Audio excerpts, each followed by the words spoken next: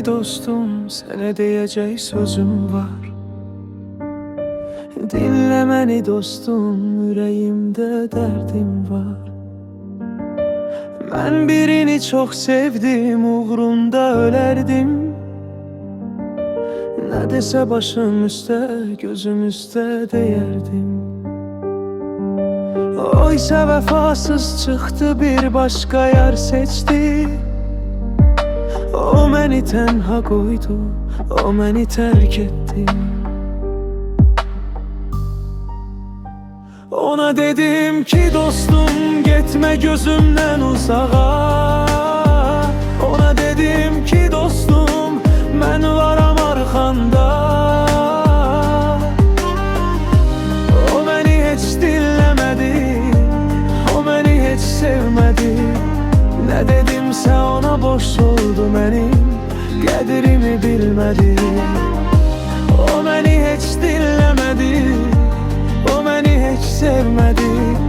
Nə dedimsə ona boş oldu mənim, qədrimi bilmədi.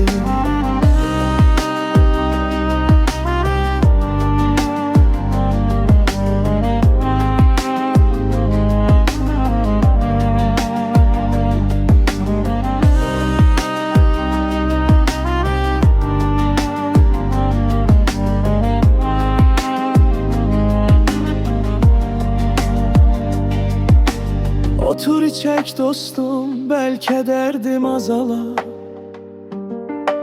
O yarın vəfasızlığı bir an ağlımdan çıxar. Sən də olmasan mən dərdimi kimə deyərəm?